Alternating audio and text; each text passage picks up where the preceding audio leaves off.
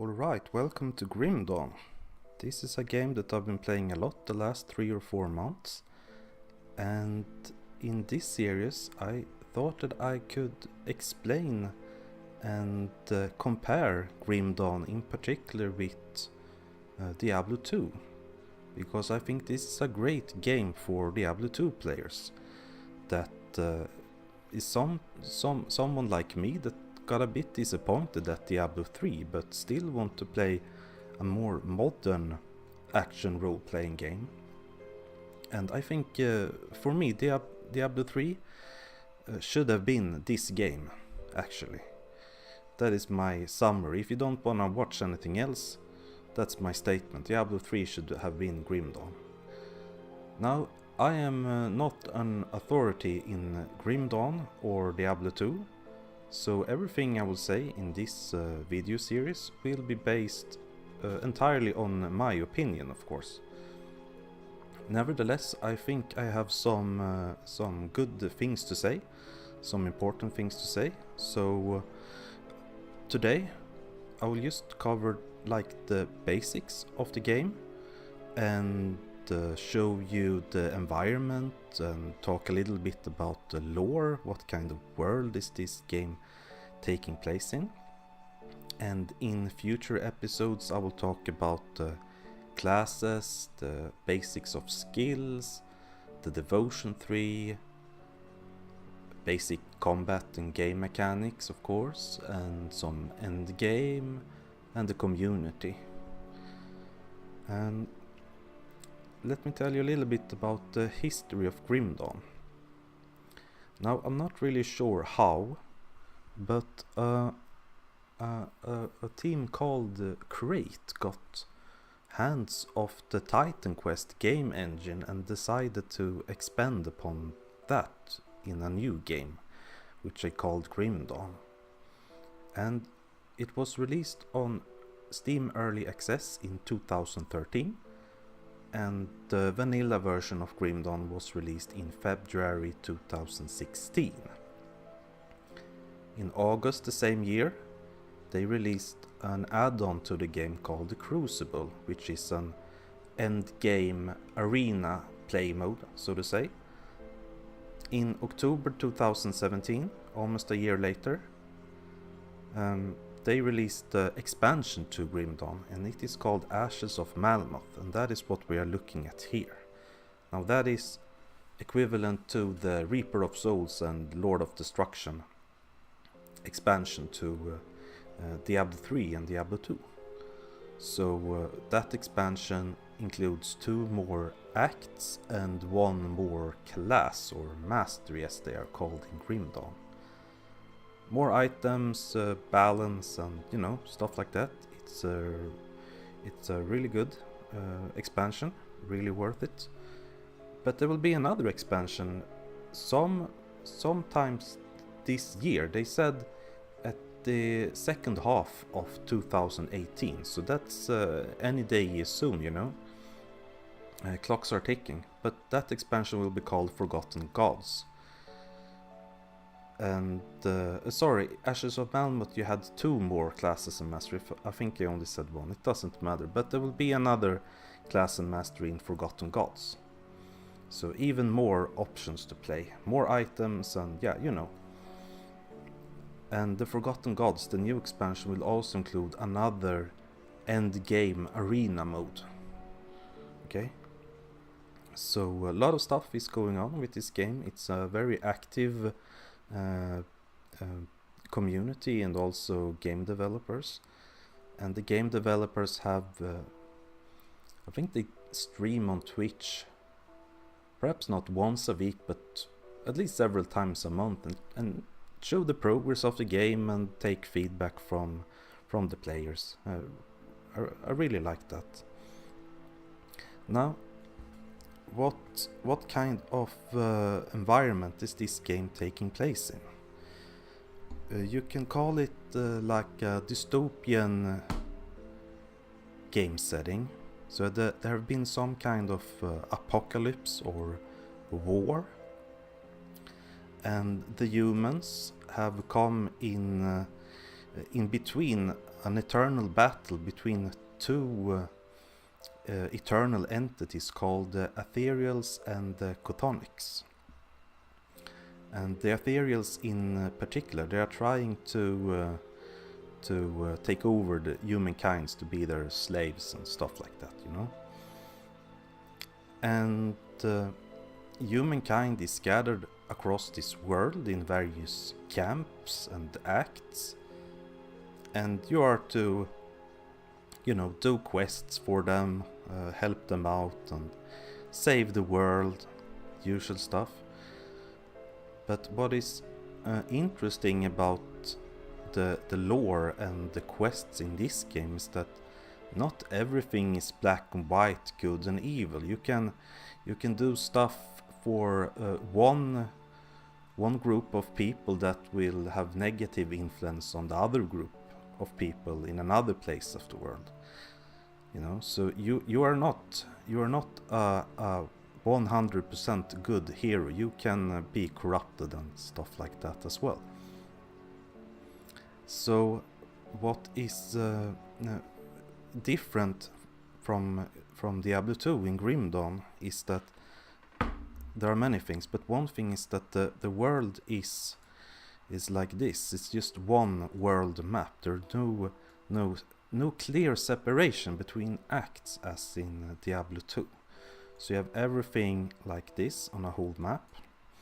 You have, of course, waypoints or rift gates as they are called, and you can cast your own personal rift gate. You don't need the Scroll of Town portals for that, of course. And the map, all the map is fixed. There's always the same map for all characters, apart from some things, like if there is a dungeon that is like a maze, might be a random passage that is blocked from each game, so you have to take another route every game. Some bosses have random spawn locations, but they perhaps have 5, so you have to look for a particular boss at 5 places in an area to find him. But other than that, it's a fixed map system. And I talked a little bit about that you can be corrupted and do stuff that is influencing some other in a negative way. That is called faction and reputation. And I really like this system, it's really fun. So you can see that we have some bars are red and some are green. Now this is of course a character that is max level, so it's either hated or loved, you could say. So for instance, if we take these ones, they are the normal ethereals. The more you kill them, the more this red bar will fill up. And when you pass this point here, called the spiced, you will get extra spawns, so there will be more of this monster type that is spawning. So imagine in Diablo 2 you killed a lot of demons and undeads. They will even spawn more uniques and champions for you. Here you have additional hero spawns furthermore into their hatred, so to say. And the final point of all of those is to reach Nemesis status. And then there will be a Nemesis, a very powerful creature that will be spawned on random places around the world, but it's guaranteed for each new game you make that a Nemesis of this faction, of this type, will be spawned somewhere in this world. And the Nemesis have about 10 spawn locations. It can be good or bad. They drop, of course, very good loot, but they are also pretty scary. So they can be in your way if you're about to finish a quest or do something else. Oh shit, there's a Nemesis. Save and exit, I don't wanna die, you know. And then there are some others that are humans, and then you can be If you do quest for them or kill a specific kind of monsters, like this Coven of Ogdenbog, which is a part of the Ashes of Malmut expansion, so you gain reputation if you kill beast monsters, and if you do quests. So you can fill up this bar with green, positive reputation instead. And the first stage is called Friendly. And they have a special merchant that is called the Faction Vendor. There you can buy special equipment and potions and shit. And you also get cheaper prices. So there are 4 stages here. So with each stage you get access to more stuff. We can go and have a look on this guy here. This is the first place where you start out. It's a prison called Devil's Crossing. So this is the quartermaster. He is the faction vendor. So when you are friendly you can buy these 2 stuff. When you are respected you can buy this, and so forth and so on. And what is also good is that when you have achieved the highest reputation with a specific faction, you can buy something called a mandate, which will, you see, increase the reputation gain 100% with this faction. You can give it to other characters. And that will speed up the process for your future characters and builds. And yeah, what else can we say? Yeah, it has 3 difficulties, this game, just like Diablo 2. The first difficulty is called normal. There is a version of normal you can play that is called veteran. And on veteran you get more hero spawns. Heroes are like unique monsters. They have special abilities and drop better loot, but are tougher. And when you have completed normal or veteran, you get access to elite. And in the elite, monsters have a higher level, they are more dangerous, they deal more damage, you get your resistance lowered, and stuff like that. Same as in Diablo 2. And when you completed the game in the elite, you can do ultimate. And same story there, your resistances are pushed down even more, monsters have higher level, and so on. And this is a much bigger game than Diablo 2, of course. It takes about 40 hours from start to finish. You can of course do it faster and slower, but in general like 40 hours to play through all 3 difficulties. Some of the quests are of course optional, and some are mandatory, just as in Diablo 2. Some quests give special items and stuff like that. And you can also get special achievements as you get in all modern games. And you get special achievements for beating the game on certain difficulties. And I had a look on Steam, where you can see all the players who bought the game on Steam, how many have the achievement for beating the Ashes of Malmut on Ultimate. That is only 2%. So 2% of the players finish the game on the highest difficulty. Now I don't know how many percentage of players will beat Diablo 2 in hell. I have no idea, so I can't compare it, but I think it's a bit higher. And the reasons for the low percentage is of course that this is a long game. It's also a pretty difficult game. There's a much more involved game mechanics than in Diablo 2, of course. So I think in the future episodes I will explain a bit of the game mechanics, and with my beginner friendly builds explain the various ideas and how to make your builds better, and what is important, what is not so important, and so on. But the remainder of this video, I think we can just go around and have a look on the world and see see how it looks.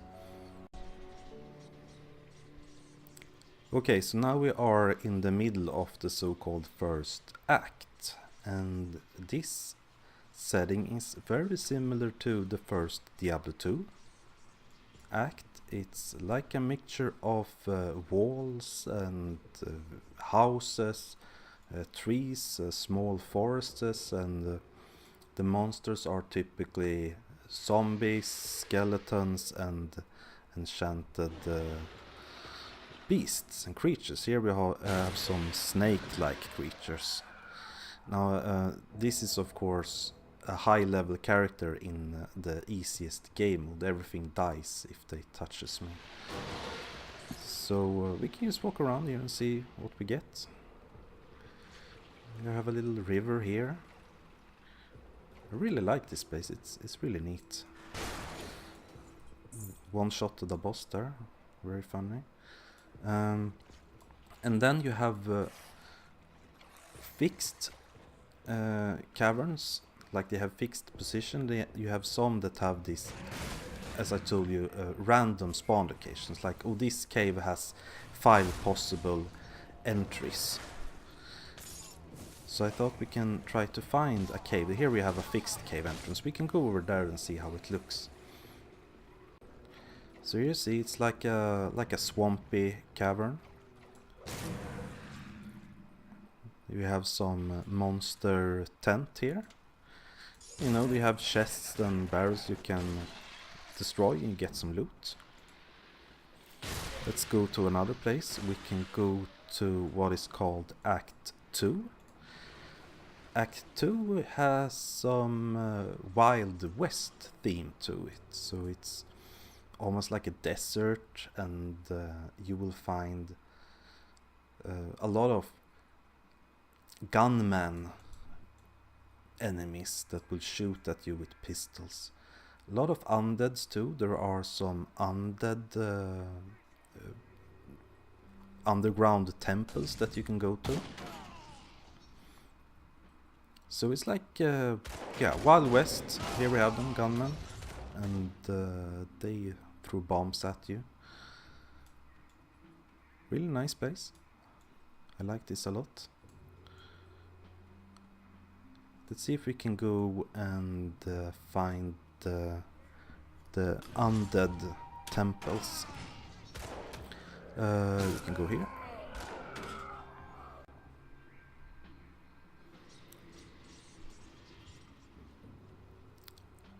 And yeah, I should say some of the areas require a special key to get into. And when you have passed into that place, you cannot get out. You can't cast rift gates, your personal town portal thing, so to say. So you have to complete the whole dungeon. There is a pretty scary boss at the end of them. And I think there are 3 or 4 or 5 of such places.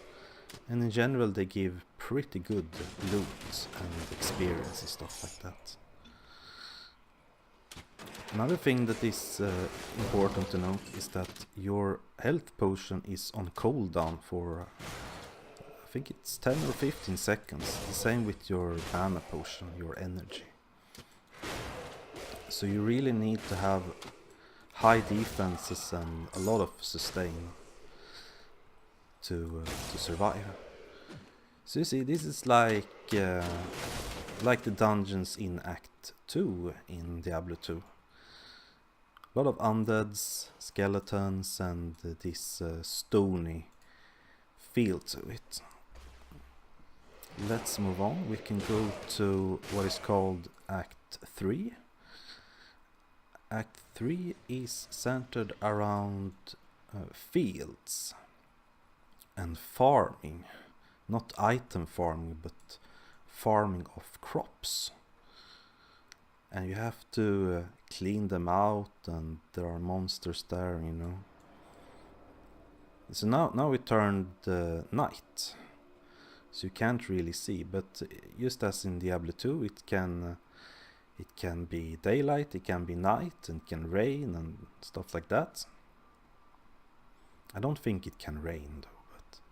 And you have your overpowered light radius, just as in Diablo 2. The most important stat is to get high light radius. You know I'm kidding, right? So yeah, here we have some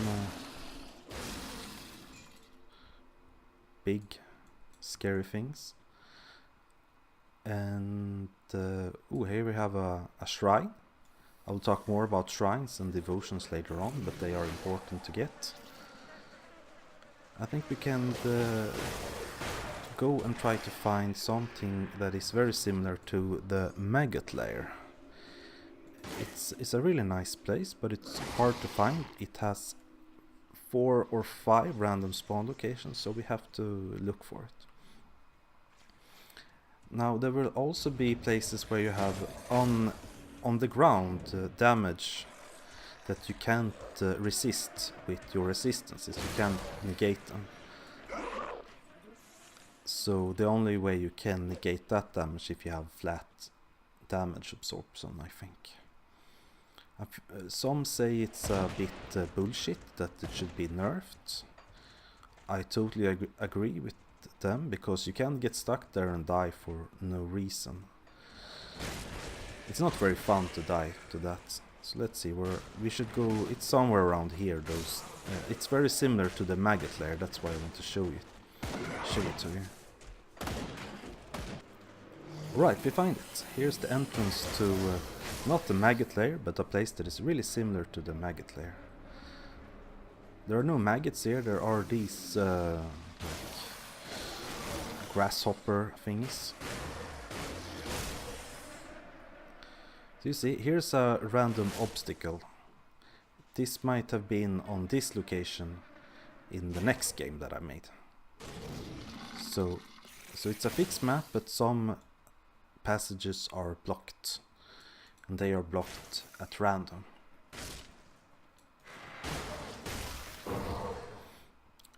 You can go down one step more and so on. Okay, we had enough of this. We can go to like the transition between Act 3 and the transition between Act 3 and Act 4. And that is this highland looking place. It's really similar to Act 5 in Diablo 2. A lot of mountains, snow and stuff like that. And there are some fortresses along the way. There is a place in Diablo 3 that looks like this as well. So nothing new in terms of game environment, so to say, but still really well done. Yeah, we have to go down here. Yeah, you see, it looks dope, I think. Really good looking. The game mechanic is, or the combat mechanic is very fluid. It's almost as good as Diablo 3. You know, Diablo 3 is probably the best game still when it comes to combat mechanics. At least according to me, it's goddamn, it's amazing. But the rest of Diablo 3 is of course disastrous. No character build, no strategy. It's just getting that set and best rolls on the item. No build variation.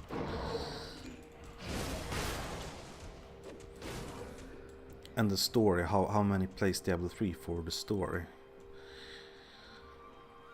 Yeah, let's go to the next place that I want to show you. That is the city of Necropolis. This is the end of Act 4, the vanilla Grim Dawn. It takes place in here and in the dungeon down there, where you go and find a big octopus. An octopus that has taken too much anabolic steroids, according to me. Now I would like to show you a place called Bastion of Chaos. That is an optional dungeon. And it reminds a lot of Chaos Sanctuary. You can actually hear it from the name. It's like a mixture of Chaos Sanctuary and the River of Flames, so to say. I really like those places. So here is one of them, it's called Bastion of Chaos.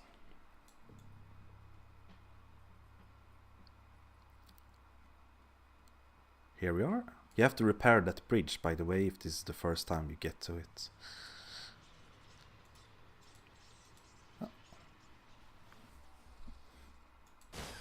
You see, this is Act 4 Diablo 2, straight out copied.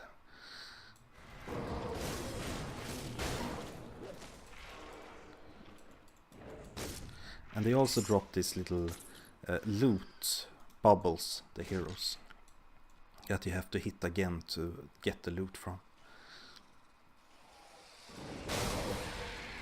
Really dark, really nasty creatures, a lot of skeletons, and really cool place. And this is one of the bosses. Let's see if we can kill him. Ooh.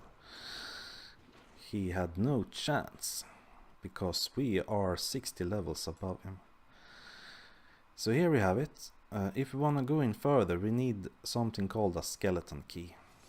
We cannot get back unless we save and exit, die, or complete the whole dungeon. So there are 3 or 4 more levels you can go inside here and kill monsters and bosses and stuff. Right, so now we are in the Agdenbog forest. And that is the first act in the Ashes of Malmut expansion. And it is really similar to Act 3 in Diablo 2. It has this dense rainforest feel to it. And a lot of swamps and yeah, really cool place. It's not as much of a maze as in Diablo 2. Part of that is because the map is fixed, so you know where to go when you've done this place a couple of times. I think this looks really good, really well done.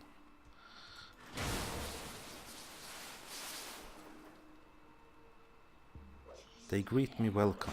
Okay, let's go in. Here's a swamp. Okay, you know the feel of this place already. You know what will come. Really nice.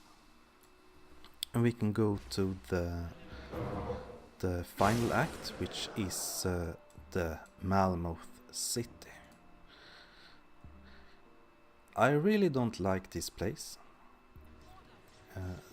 It's too much of a maze for me. You have to go in and out of houses, up and down and stairs, and it's just tedious. Very, I mean, and it's not well programmed, this part. You get a lot of frame rate loss because this is based on a very old game engine, Titan Quest engine. It has no multi-CPU support, so you always run on one CPU.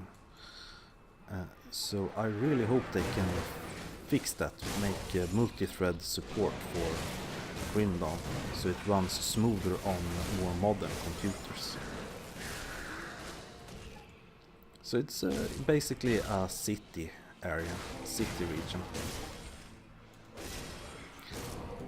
And the very final boss room, we can go over there.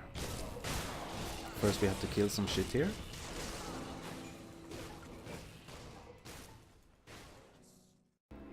Right, so now we have come to the final location in the Ashes of Malmut expansion. And the first time I got here was like, oh, this is what's it called? Torchlight. Yeah, Torchlight. Reminded me a lot of Torchlight, these crystals. This is really cool place. Like it a lot. Very well done.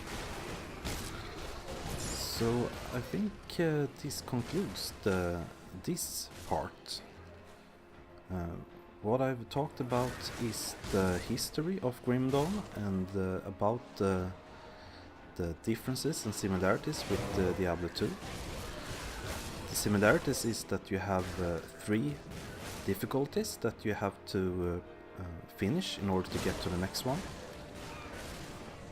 The differences are that you have fixed maps and you can gain faction reputation, positive as negative reputation, and you get certain benefits of doing so. So in the next part I think I will talk about the classes and the various skills, the basic skills of this game, and then move on to items and, you know, basically everything. So thank you very much for watching. If you have any comments or questions, please let me know. You can write it down there. I will read and respond to all of them. So see you in the next part of this series. Have a nice day. Bye bye.